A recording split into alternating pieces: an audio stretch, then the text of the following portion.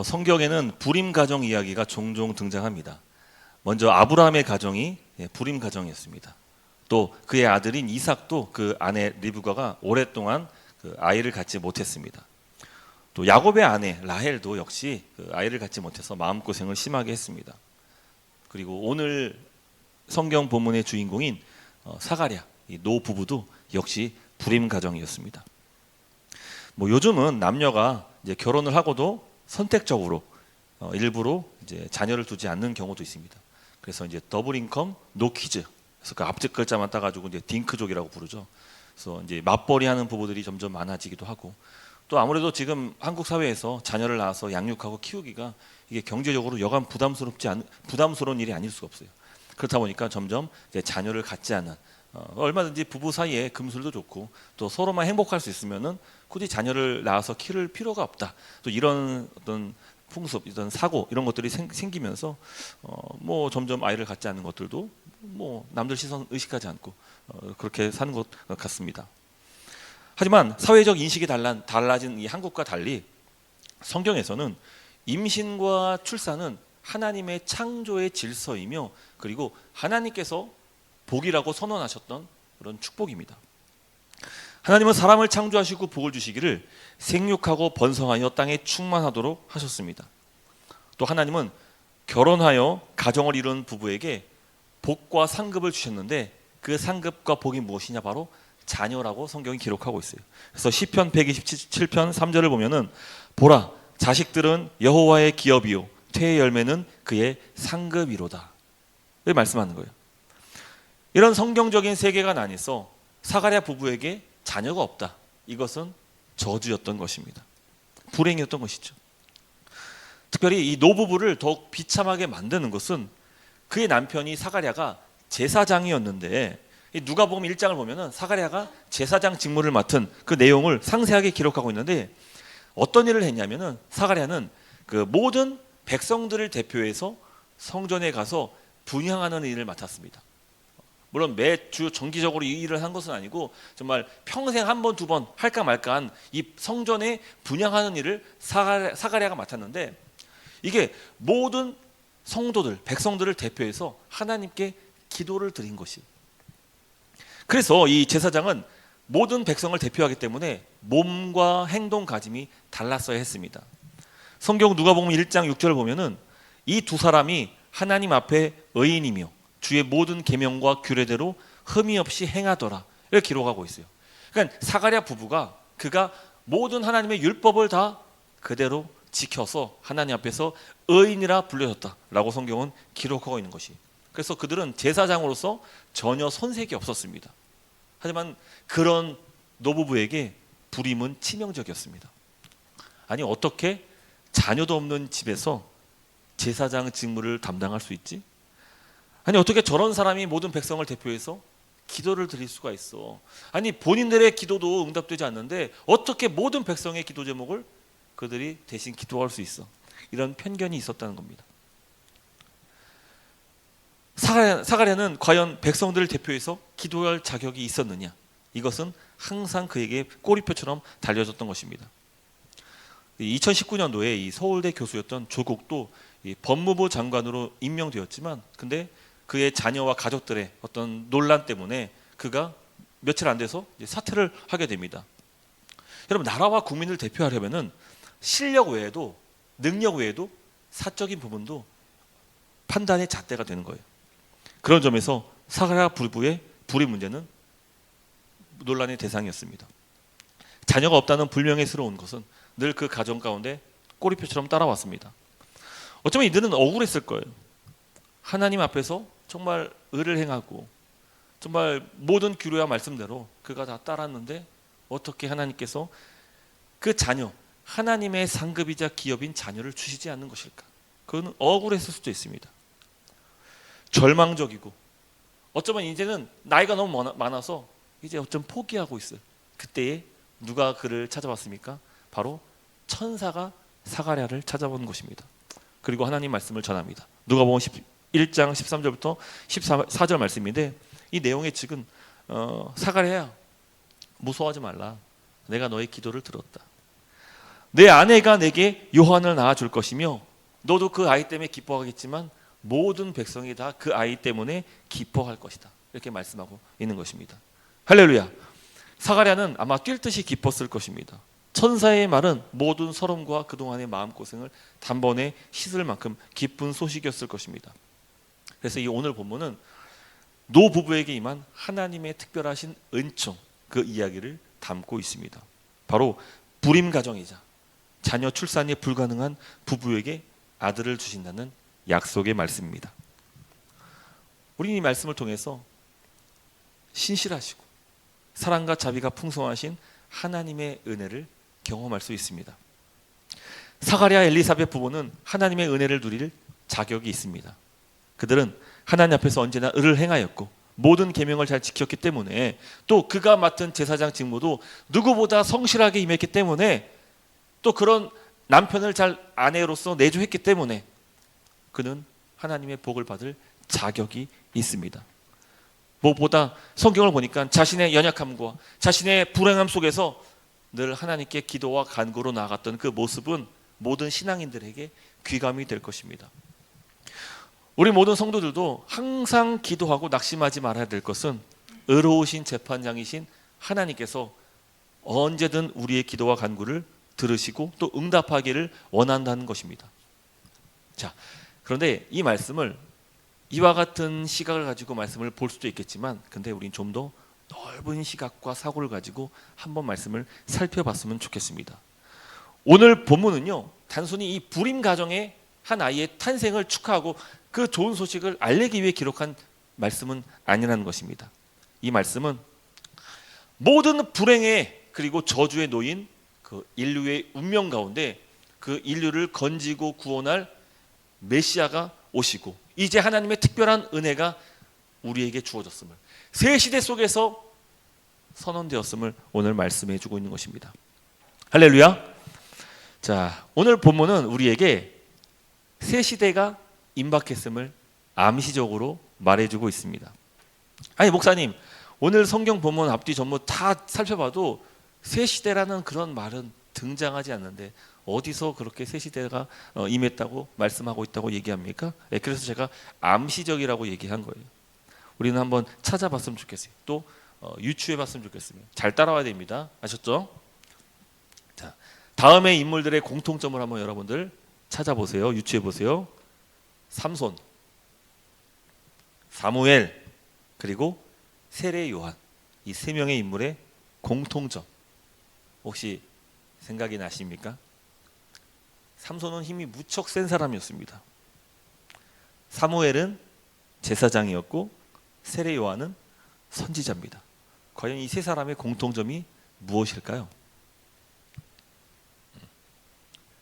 자, 첫 번째는 바로 이 세 명 모두가 다 불임 가정에서 태어난, 특별히 하나님께 기도와 간구로 태어난 아이들이었다는 것이, 하나님의 특별한 은총 속에 태어난 아이들입니다. 삼손, 사무엘, 그리고 세례 요한. 두 번째 공통점이 있는데 이 세 명 모두 나시린입니다. 나시린. 혹시 나시린이란 말 들어봤습니까?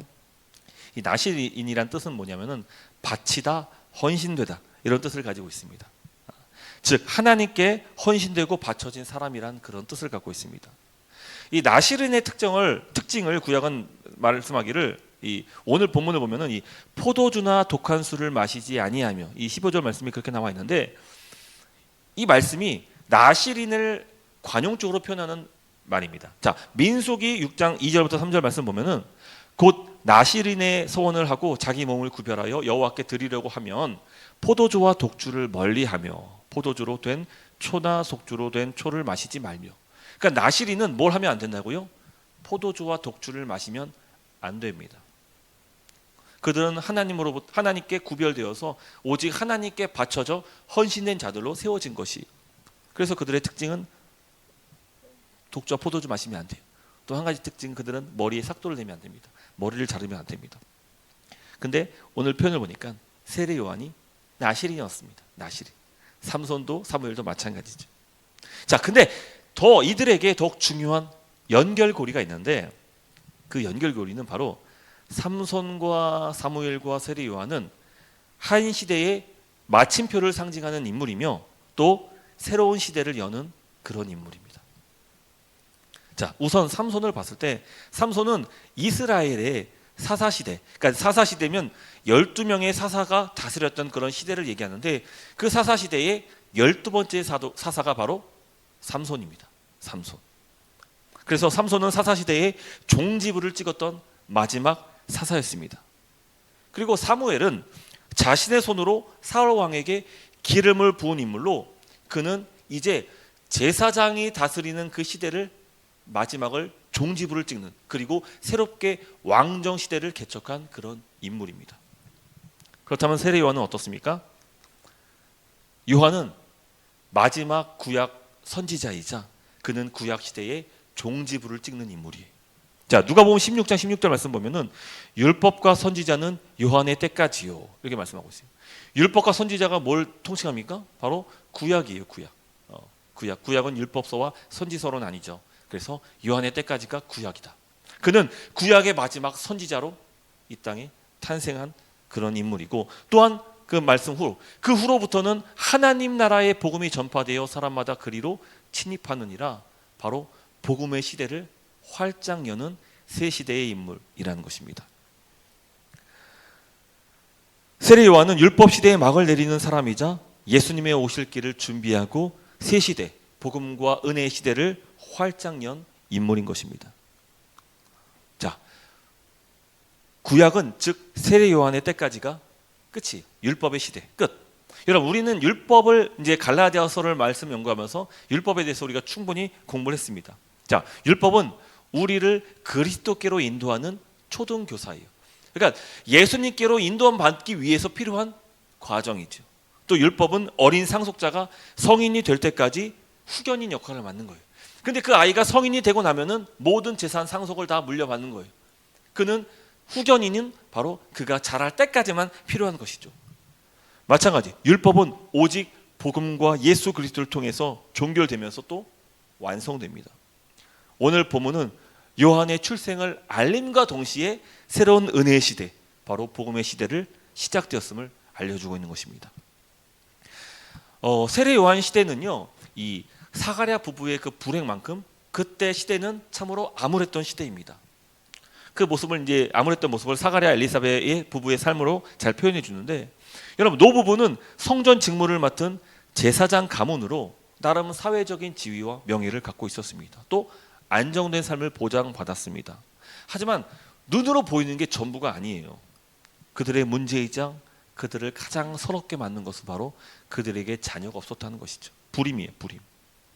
이 문제를 해결받지 못한다면 그 부부는 웃어도 웃는 게 아닌 거예요.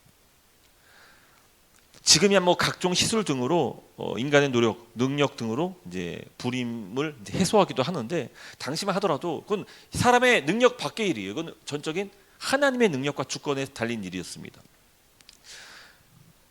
요한 당시 불임은 인간의 능력과 노력으로 해소할 수 없는 그런 문제입니다. 우리는 여기서 한 번 더 율법의 한계를 마주하게 되는 거예요. 여러분, 6절 말씀처럼 사가랴는 하나님 앞에서 어떤 사람이었습니까? 그는 의인이었고 모든 율법과 계명을 다 준수했던 그런 사람이었어요. 근데 그런다 할지라도, 그 율법을 다 지킨다 할지라도 그에게는 여전히 해결받을 수 없는 문제가 있다는 거예요. 한계가 있다는 거예요. 이 율법에는 한계가 있다는 거예요. 불가능한 문제, 사람이 어찌한들 해결받을 수 없는 그런 문제, 그 한계에 봉착했다는 것이죠. 바로 인류의 절망적인 상태, 바로 죄의 문제, 죽음의 문제. 이것은 아무리 우리가 발악하고 애를 쓴다 할지라도 결코 해결받을 수 없는 궁극적인 문제. 율법은 절대로 이 인류의 본질적인 문제를 해결할 수가 없다는 것이, 이것을 보여주고 있는 것이. 요한의 출생 예고는 어두웠던 시대가 이제 끝자락에 도달했음을 보여주고 있는 것입니다. 그리고 요한의 탄생과 함께 새 시대가 열리는 것이. 천사는 세례 요한의 사명을 다음과 같이 말씀하는데, 첫 번째, 요한은 이스라엘 자손들을 하나님께로 돌아오도록 합니다. 그래서 말씀 16절 말씀 보면은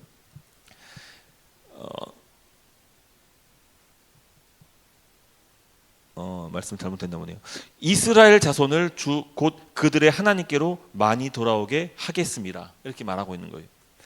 또 둘째, 요한은 사람들을 새 시대의 주가 되시는 예수님께로 인도합니다. 그래서 이 17절 말씀 보면은 우리말 성경으로 그는 엘리야의 심령과 능력으로 또 아버지들의 마음을 그 자녀들에게로. 그래서 이 말씀이 무엇을 얘기하냐면은 바로 이 말라기 4장 5절부터 6절 말씀을 인용한 것인데, 자 한번 이거 같이 한번 읽어볼게요. 자 같이 읽겠습니다. 시작. 보라, 여호와의 크고 두려운 날이 이르기 전에 내가 선지자 엘리야를 너희에게 보내리라. 그가 아버지의 마음을 자녀에게로 돌이키게 하고 자녀들의 마음을 그들의 아버지에게로 돌이키게 하리라. 돌이키지 아니하면 두렵건대 내가 와서 저주로 그 땅을 칠까 하노라 하시니라. 아멘. 앞서서 다시 17절 말씀 우리말 성경 한번 보여주세요. 여기 보면 공통적으로 나온 말씀이 있죠. 엘리야의 심령과 능력으로, 그리고 아버지들의 마음을 그 자녀들에게로. 이 말씀이 중복되는데 이게 바로 세례 요한을 가리키는 그런 말씀입니다. 여러분, 말라기 말씀의 핵심은 무엇이냐면 바로 여호와의 크고 두려운 날에 선지자 엘리야를 보낼 것인데, 엘리야는 아버지의 마음으로 자녀의 마음을 돌아서게 할 것이다 라고 예언한 것이에요. 그런데 여기서 말하는 엘리야가 누구를 가리킨다고요? 바로 세례 요한이라는 거예요. 세례 요한. 여러분, 천사가 말라기 말씀을 인용한 이유가 무엇입니까? 바로 세례 요한이 구약 말라기가 예언했던 그 엘리야며 아버지의 마음으로 자녀를 돌이키게 하는 그 역할을, 그리고 새 시대를 여는 그런 인물이라는 것을 말해주고 있는 거예요. 바로 구약 예언의 말씀의 성취가 바로 세례 요한의 탄생임을 말해주고 있는 것입니다. 특별히 주목해야 될 것은 이 말라기 선지자가 예언했던 그 시대, 여호와의 크고 두려운 날, 5절 말씀에 있나요? 여호와의 크고 두려운 날, 이 날에 이 종말의 시대이자 이것은 바로 예수 그리스도가 오시는 새로운 시대를 여는 것이에요. 여러분 잘 들어보세요. 예수님의 시대에 새 시대가 임박했고 도래했는데, 새 시대에 하나님과 예수님께로 돌아온다면 그들은 저주를 피하게 될 것이에요. 근데 만일 하나님과 예수님께 돌아오지 않는다면 그들은 영원한 멸망과 저주를 맛보게 될 것이에요. 그리고 오늘 우리의 시대는 바로 그런 시대인 거예요. 이사야는 새 시대에 있을 구원을 이렇게 설명합니다. 이사야 43장 18절부터 19절 말씀 같이 읽겠습니다. 너희는 이전 일을 기억하지 말며 옛날 일을 생각하지 말라. 보라, 내가 새 일을 행하리니 이제 나타낼 것이라. 너희가 그것을 알지 못하겠느냐. 반드시 내가 광야의 길을 사망의 강을 내리라. 아멘. 새 시대 우리가 받게 된 구원은 하나님이 행하시는 새 일이며 거친 광야에 길을 내는 역사며 또 사막의 강물줄기를 내는 놀라운 은혜인 거예요. 여러분 잘 보세요. 광야에 길을 내거나 그 사막에 강을 내는 것은 뭐 현대 기술로는 그것이 가능할지 모르겠지만 당시로서는, 시대적으로서는 이것은 불가능한 일이에요. 이건 신의 영역이라고요. 이건 하나님만이 하실 수 있는 그런 일이에요. 근데 새 시대가 임박하면서 이제 하나님께서 그 일을 행하신다는 거예요. 도저히 할 수 없었던, 인간이 할 수 없었던 그 일을 하나님께서 새롭게 펼치실 텐데, 그 일이 바로 세례 요한의 출생으로 새 시대가 활짝 열린다는 것입니다. 예수님의 시대, 새 시대는 바로 새 창조의 시대가 될 것입니다. 새 창조의 시대.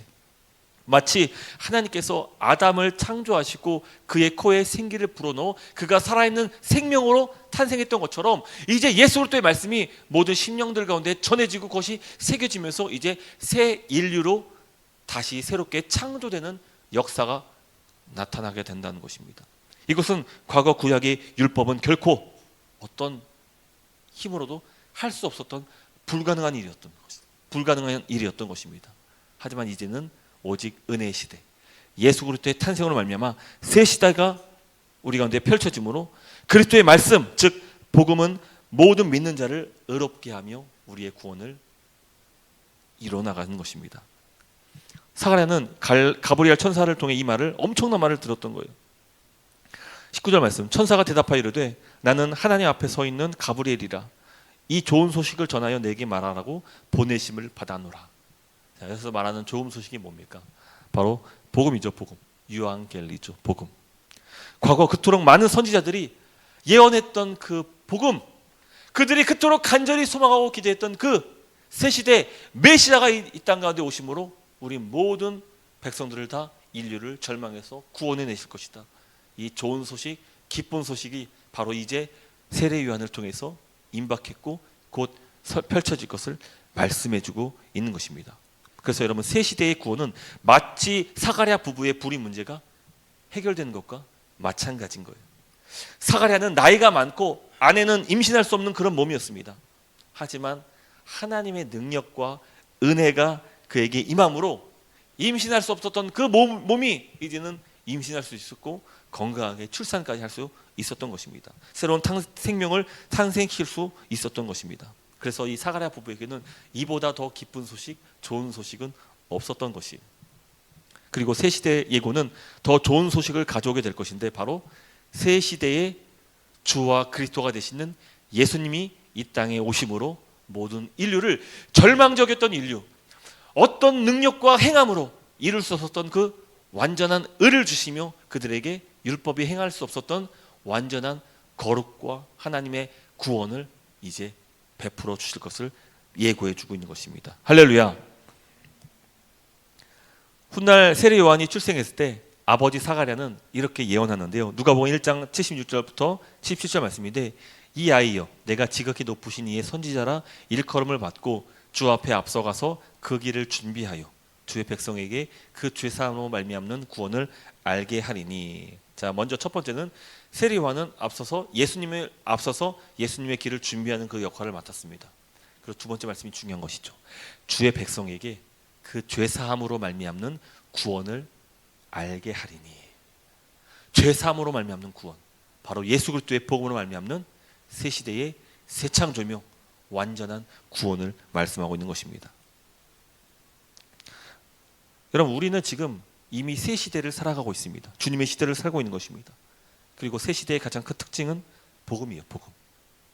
불임 가정에서 가장 좋은 소식이 임신이었던 것처럼, 입시 자녀에게 가장 좋은 소식은 바로 대학교에 합격했다는 것처럼, 질병과 정신적 고통을 겪는 자에게 치유와 회복이 복음인 것처럼, 모든 인류는 죄와 죽음이라는 절망 속에서 오직 그리스도를 통해서 복음의 소식을 듣게 됐는데, 그것은 바로 남녀노소, 신분 고하를 막론하고 사회적인 위치, 지위, 이런 것들 명예 등 상관없이 오직 그리스도를 나의 주, 나의 그리스도로 믿기만 한다면 이제 누구든지 여호와의 크고 두려운 날에 저주와 멸망을 받는 대신 이제 완전한 구원을 얻게 될 것입니다.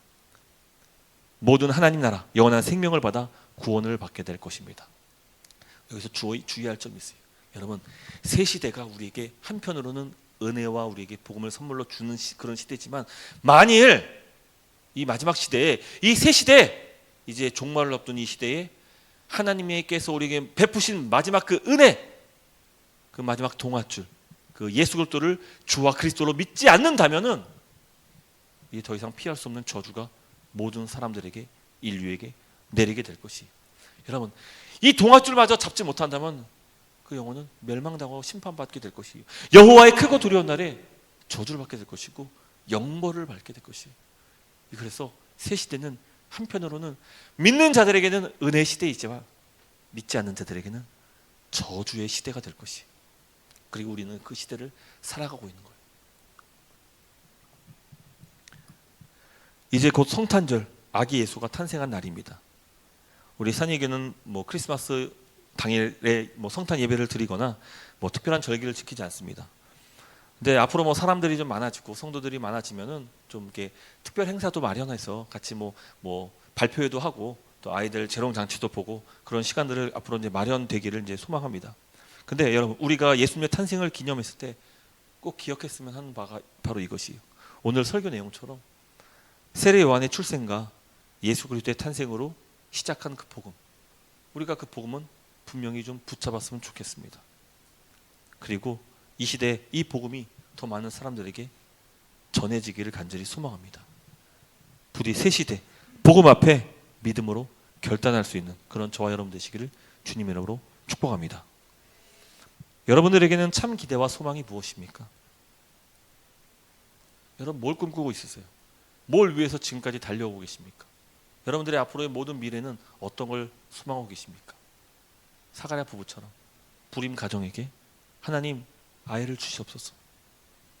가난한 자는 주님 저희를 좀 부유케 해 주시옵소서.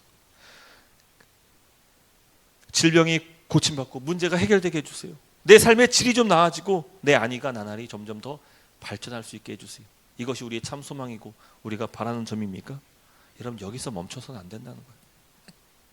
물론 성경은 다양한 문제들을 다 해결함을 성경이 기록하고 있습니다. 근데 이 모든 하나님 말씀은요, 다 하나의 비유고 예시예요. 모든 성경이 말하고 있는 그 문제, 결핍, 고통과 좌절, 이것들은 인류가 처인 지금 문제, 그 상황, 이 한계를 말해주고 있는 거예요. 이제 이 모든 인류의 상황을 역전시키고 새롭게 하며 완전한 회복과 구원을 주실 이가 바로 다름 아닌 예수 그리스도라는 것을 우리에게 말해주고 싶은 거예요. 여러분, 이것을 놓치면 안 돼요. 각자에게 문제가 있다고요, 어려움이 있다고요, 고난이 있다고요, 좌절이 있다고요. 근데 그 좌절을 딛고 일어서서 내 삶이 좀 나아지는 것, 이게 우리가 바라는 것이 아니라는 거예요. 우리는 모두 한계가 있음을 성경은 말해주고 있어요. 그리고 이 모든 한계 속에서 우리에게 요구하는 것은 바로 영원한 생명 되시는, 우리의 완전한 구원을 이루실 그 예수 그리스도를 바라보며 그를 붙잡으라. 이 말씀을 성경은 오늘 우리에게 말씀해 주고 있다는 사실입니다. 예수님의 말씀을 따르며 그 안에서 생명을 누릴 수 있는 그런 저와 여러분 되시기를 주님의 이름으로 축복합니다. 그런 점에서 우리 바울의 고백을 한번 우리의 고백으로 한번 고백하기로 하는데, 좀 말씀이 좀 길 거예요. 그때 한번 천천히 한번 같이 한번 읽어봤으면 좋겠습니다. 자, 우리 한 절씩 한번 교독할까요? 저랑 제 한 절, 여러분 한 절 읽겠습니다. 이르시되 내가 은혜 베풀 때에 너에게 듣고 구원의 날에 너를 도왔다 하셨으니 보라, 지금은 은혜 받을 만한 때요, 보라, 지금은 구원의 날이로다.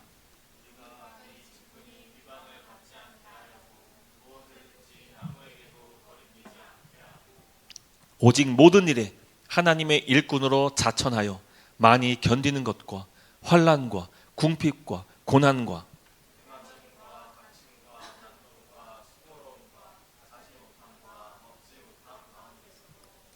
깨끗함과 지식과 오래 참음과 자비함과 성령의 감화와 거짓이 없는 사랑과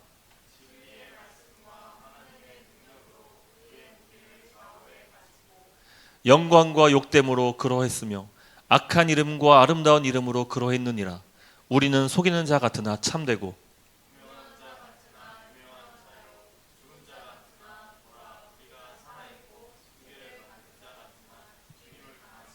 함께요. 근심하는 자 같으나 항상 기뻐하고 가난한 자 같으나 많은 사람을 부유하게 하며 아무것도 없는 자 같으나 모든 것을 가진 자로다. 아멘. 여러분, 어쩌면 우리가 지금 여러 많은 문제에 놓여 있음을 감사해야 될 수도 있어요. 왜요? 그 문제 때문에 우리가 더욱더 주님을 가까이 대할 수 있기 때문이에요. 모든 상황과 어려움 속에서 주님이 우리 가운데 찾아오시는 거예요. 절망 속에서 주님께서 우리를 만나 주신다고요. 뭐 여기 모두 계신 분들 중에서 한 번쯤 내 삶의 절망적인 그 순간 겪어보지 못한 분들이 누가 있겠냐고요. 그때 우리는 주님을 발견할 수 있지만 때로는 믿지 않는 자들은 더 절망과 나락으로 빠질 수도 있는 것이, 오늘 우리에게 처한 상황이 무엇입니까? 저는 우리 여기 모든 계신 분들이 오직 그 복음의 말씀으로 말미암아 내 삶의 안위와 나의 삶이 발전하는 것이 나에게 좋은 소식이 아니라 오직 내 안에 예수 그리스도께서 함께하고 계신다는 그 사실, 이 좋은 소식, 그분이 나를 떠나지 아니하시며 그분이 나와 영원토록 함께 하신다는 그 사실을 내 마음의 믿음으로 확신할 수 있는 그 좋은 소식으로 내 삶이 앞서에 했던 고백한 것처럼 비록 가난할 수 있어요. 비록 문제 있을 수 있고 환난이 있을 수 있고 아플 수 있고 병들 수 있고 다양한 각종 한계적인 상황에 봉착할 수 있지만 그럼에도 불구하고 내 안에 소망이 있고 내 안에 가난한 자지만 남들을 부욕해 하고 내 안에 무명한 자 같지만 유명한 자로서 아무것도 가진 것 없는 것 같이 보이지만 그러나 모든 것을 가진 그런 예수 그리스도를 내 안에 모시고 있는 그런 참된 기쁨의 영생이 우리 가운데 나타나기를 간절히 소망하는 바입니다. 여러분, 우리는 성탄을 맞이하고 있어요. 이 성탄 때 우리가 바라고 원하는 것이 무엇입니까? 산타클로스 할아버지의 그 선물입니까? 네, 우리가 그 선물을 위해서 우리 같이 이제 좀 준비하고 있잖아요. 이제 일주일 남았어요. 잘 준비하셔야 돼요. 또 시간 임박해가지고 또 다이소 가가지고 막 아무거나 갖고 와서 포장하면 안 되는 거예요. 미리미리 준비하셔가지고 이미 대상자도 다 뽑았잖아요. 누구에게 줄지 다 했는데 막 저한테 막 크리넥스 막 휴지 막 이런 거 갖다 주면 막 화낼 거예요. 네? 긴장들 하란 말이에요. 긴장들.